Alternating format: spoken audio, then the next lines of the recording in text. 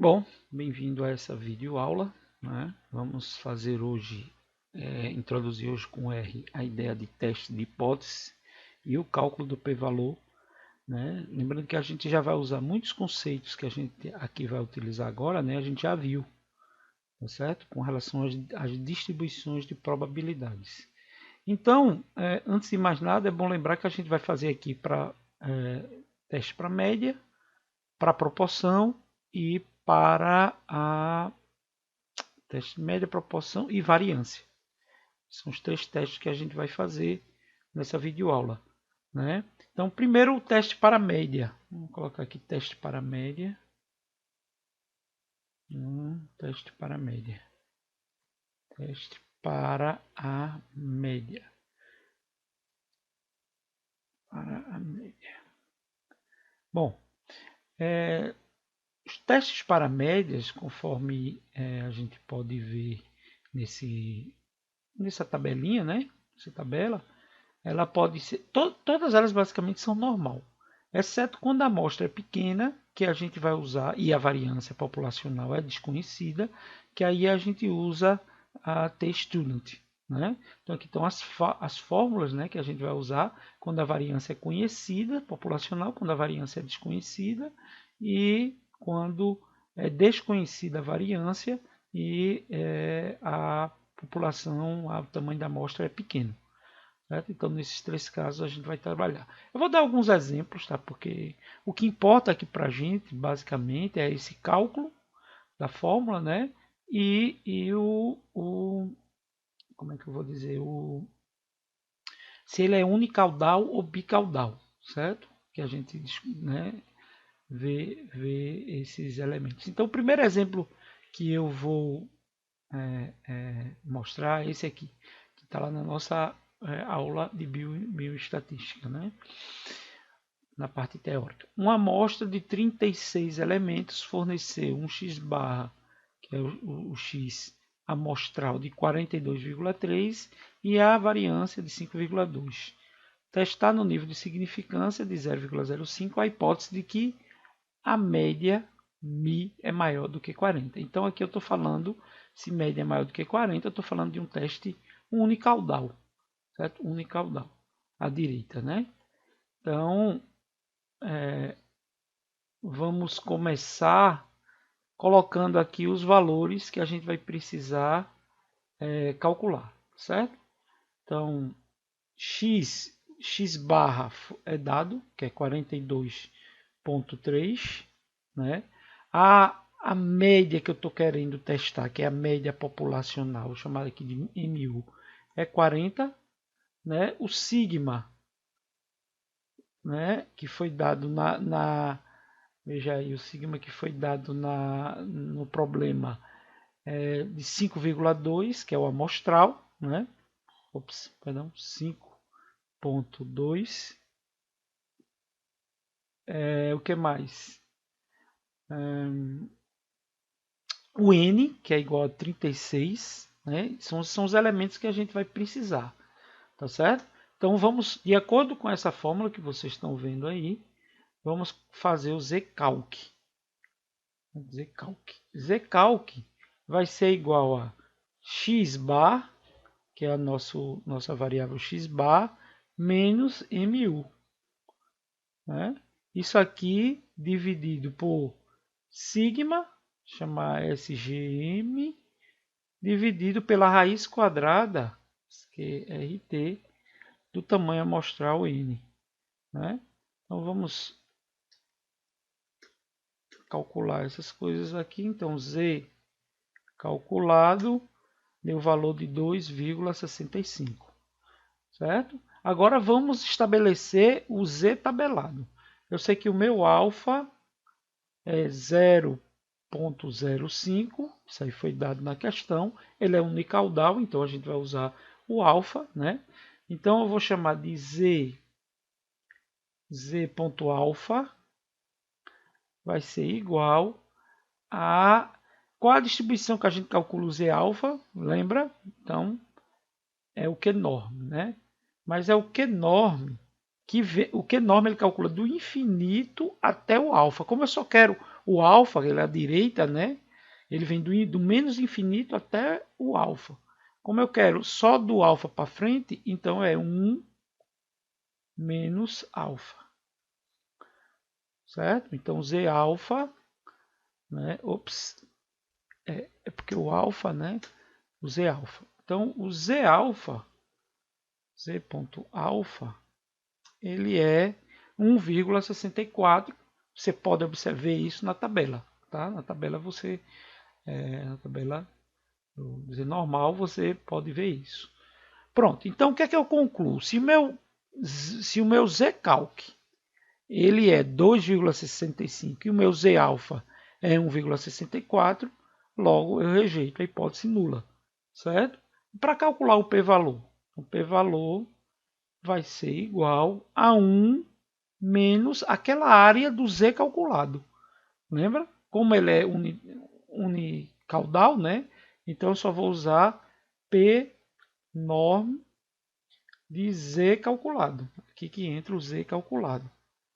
Certo? Então qual é o valor de p-valor, né? 0,039. Certo? Então esse é o valor. Vamos fazer agora esse cálculo, certo? Usando a variância conhecida, né? Para um bicaudal, certo? Usando essa mesma ideia aqui. Então deixa eu nomear aqui, tá aqui unicaudal. Vou copiar isso aqui porque é praticamente igual para o bicaudal, certo? Imaginar que em vez de eu querer maior, eu queira diferente, né? Eu queira diferente. Então, bicaudal, né? Veja o que acontece aqui no bicaudal. Eu vou pegar os mesmos valores, tá? Z calculado é da mesma forma que se calcula. Agora, o alfa é que vai ser alfa sobre 2. Então, eu boto aqui, ó, alfa sobre 2, certo? Então, quando eu calculo Z de alfa, o valor é maior. Percebe que o valor é maior? Veja que o Z de alfa aqui era 1,64. Ele passou a ser 1,95. Por quê? Porque eu diminuí aquela área do alfa, né? Eu diminuí aquela área do alfa. Bom, se eu diminuir, o meu valor do Z calculado é 2,65. Mesmo assim, ele ainda é maior do que 1,95. Eu continuo rejeitando a hipótese nula. Mas o cálculo vai modificar aqui o cálculo do p-valor. Por quê? Porque como ele é bicaudal, então eu tenho que calcular isso daqui vezes 2. Certo? Isso aqui vezes 2. Deixa eu botar aqui, né? Isso aqui vezes 2. Então, o que dá 0,079, ou seja, um P significativo, porque o nosso alfa é 0,05, ele deu 0,007. Né? Então, no caso de ser bicaudal, a única diferença que eu vou colocar é essa aqui, que o meu alfa vai ser alfa sobre 2, porque ele é bicaudal. E o p-valor eu vou ter que multiplicar por 2. Por quê? Porque o p-valor não é a probabilidade de valores iguais ou menores à probabilidade do valor calculado. Né? Então, como eu tenho os dois lados, o lado direito e o lado esquerdo, eu tenho que multiplicar por 2. Ok? Vamos agora calcular para a variância desconhecida com um n igual a 30. Tá? Então, eu vou copiar aqui. Ele vai ser diferente porque agora o teste que nós vamos fazer é o teste T student. Né? Bicaudal, variância desconhecida.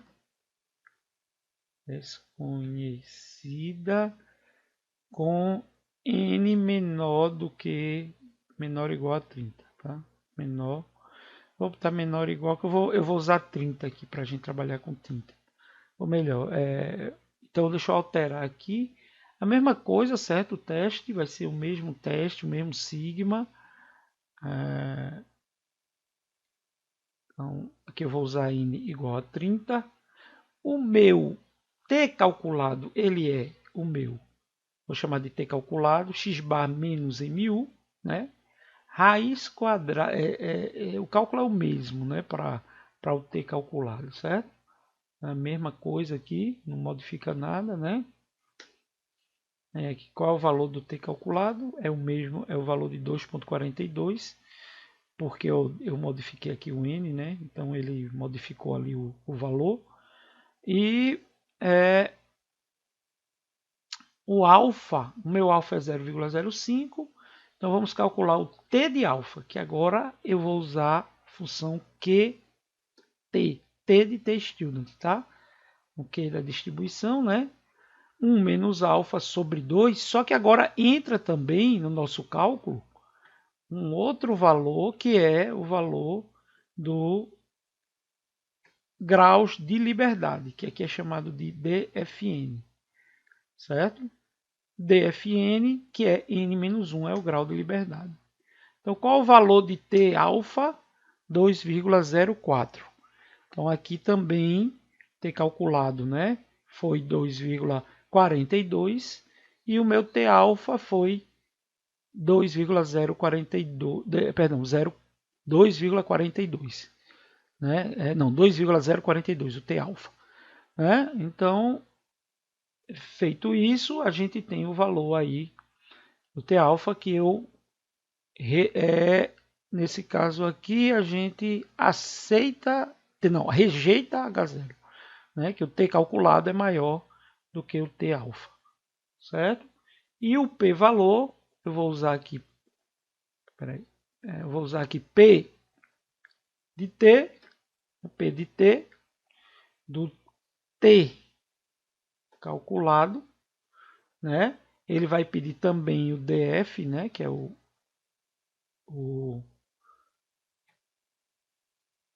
valor de n menos 1, certo? O grau de liberdade. E nesse caso eu vou multiplicar por 2, mas na distribuição T, se você lembra lá um pouco dessa distribuição T, então ela é muito parecida com a distribuição normal, né? Logo, o valor calculado de p-valor é 0,02, que ainda é menor do que 0,05 nosso alfa. Ok, então agora vamos calcular, né, para a proporção, tá? Para a proporção. Deixa eu colocar aqui o comentário, símbolo de comentário, né? Para proporção. Certo? Então, eu vou fazer o exemplo que a gente deu lá na apresentação, que é esse exemplo. Uma região tem mortalidade tal que a proporção de nascidos que sobrevivem até 60 anos é 0,6. Testar essa hipótese ao nível de 2% se em 1.000 nascimentos amostrados aleatoriamente verificou-se 530 sobreviventes até 60 anos. Né? Então, vamos colocar aqui os valores, certo? Então, eu vou primeiro calcular a frequência, né? São 530, né, nascidos por 1.000. Então, essa é a frequência, tá? A nossa frequência populacional, vou chamar P de 0, é igual a 0,6, que foi dado. Né? Nossa frequência. Temos que calcular o Q, né? Por causa da fórmula, essa fórmula aqui, certo? Então, Q é igual a 1 menos P0. 1 menos P0. E o nosso N é 1.000, foi dado também, né? Esse N é 1.000. Bom, para fazer o cálculo da proporção, também a gente usa o Z, a distribuição Z, né? Normal. Então, primeiro vamos fazer o Z calculado. O Z calculado é igual a F menos P0, certo? Isso aqui dividido por a raiz quadrada, QRT, né, de P0 vezes Q, P0 vezes Q, eu usei Q, né? P0 vezes Q, dividido por N. Né? Então, isso aqui é o Z calculado. Vamos ver quanto é que fica esse Z calculado. Certo? Z calculado, então, Z calculado ficou igual a menos 4,51. Né? Agora vamos para o nosso Z tabelado. Pegar o alfa, né? E vou botar igual a 0,02. Ops, tem aqui 2 pontos, né? 0,02, que foi o alfa que foi dado. Então, z de alfa vai ser igual a Qnorm. Veja que eu estou usando a normal, né? Qnorm de 1 menos alfa novamente sobre 2, que é bicaudal esse teste. Né? O nosso z alfa, então, é igual a 2,36. Veja que a gente tem que olhar ele dessa forma aqui, ó, menos z alfa, né? Z ponto alfa e z alfa. Z ponto alfa, que são os dois intervalos, direita e esquerda. E eu tenho que ver se ele está dentro desse intervalo ou fora desse intervalo. Como menos, que é o nosso z calculado, deu menos 4,51, então ele está fora desse intervalo. Ele é menor do que menos 2,32, logo rejeita-se H0. Né? E o nosso p-valor ele vai ser calculado, veja, de forma diferente. Por quê? Porque o nosso, nesse caso aqui, como a função p-norm vai de menos infinito até o ponto, né, eu não preciso botar aquele menos 1. Então, seria 2 vezes, perdão, não teria que botar 1 menos p-norm. Eu não preciso botar 1 menos, porque o valor aqui é negativo. Então, p-norm de z-calc. É a forma como o p-norm calcula, que é de menos infinito até esse ponto, que é o ponto menos 4,51. Certo? Como é 2, porque é a ideia do p-valor, que é os valores menores, né? Igual ou menores. Então, p-valor é esse valor aí, bem pequenininho, né? Que é um valor bem significativo para a rejeição da hipótese nula. Bom, agora vamos calcular para a variância. Né? Então, terceiro aqui para a variância.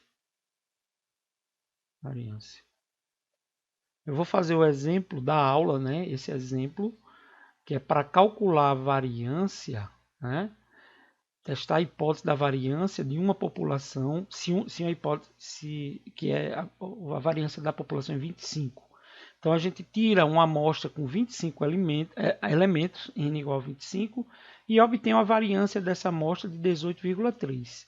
Um alfa de 5%, a gente efetuar o teste unicaudal à esquerda, certo? Então a ideia é um teste unicaudal à esquerda, ou seja, se os valores são menores do que esse valor da variância populacional, certo? Então vamos resolver esse problema aqui. Então eu vou chamar de S amostra, S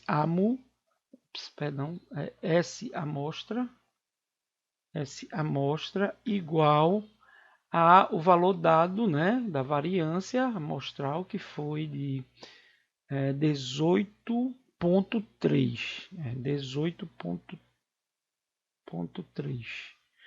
Né? E a da populacional, que foi 25. O meu N também é igual a 25. Certo? Então agora vamos botar o Q calculado, né? O valor de Q calculado. Q por quê? Porque a gente vai usar agora a distribuição Q quadrado. Tá? Então vou chamar de Q calculado. Então esse Q calculado, ele é igual, né, a n-1, vou botar aqui n-1, a fórmula, certo? Vezes a amostra, a variância amostral, dividido, isso aqui tudinho dividido pela amostra, pela a variância populacional. Então vamos fazer esse cálculo. Então Q calc foi igual a 17,58. Tá? Então agora vamos estabelecer o nosso alfa. O nosso alfa que foi de 5%. Né? Se o alfa é de 5%, então vamos colocar aqui alfa igual a 0,05. É isso? Alfa igual a 0,05.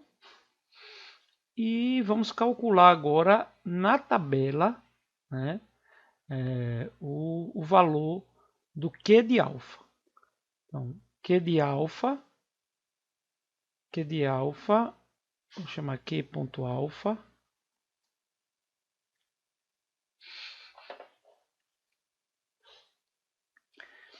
Q de alfa, eu botei o alfa, Q.alfa é igual a Q, né, usando a mesma função quanto ele, né, a gente quer saber esse ponto que o alfa representa, como ele é bicaudal, aqui eu estou fazendo bicaudal, né, então seria alfa, Q de alfa dividido por 2, né, que são os dois valores.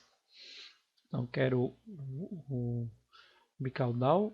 O exemplo ele pediu isso, né? Ele pediu bicaudal. Não, ele pediu unicaudal à esquerda, é verdade.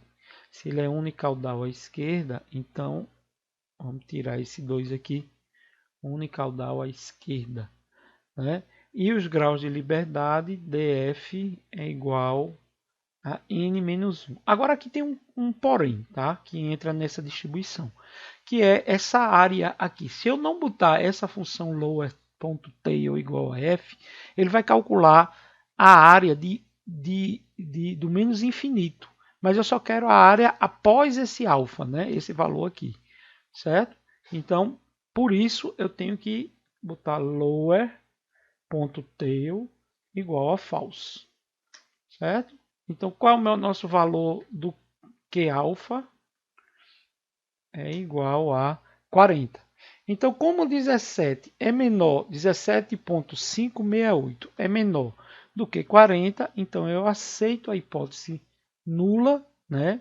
Eu aceito a hipótese nula, que é da afirmação de que aquele valor, né, calculado, esse valor 18, é uma aproximação para a variância populacional, certo? Então, que a variância tem valor de 25, né? Logo, esse valor aqui é aceito, né? Então, vamos calcular o p-valor, né? P-valor, para isso a gente vai usar a função p, certo? P da distribuição Q quadrado, do valor calculado, né? Eu quero o valor calculado,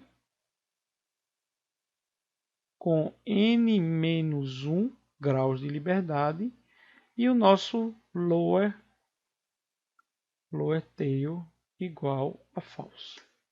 Então, p-val é igual a 0,82, que é maior do que 0,05, logo a gente aceita H0, né? Bom, gente, então por aqui a gente termina essa videoaula com essas noções, né, do cálculo e teste de hipótese utilizando o R. Então, até a próxima videoaula, se Deus quiser.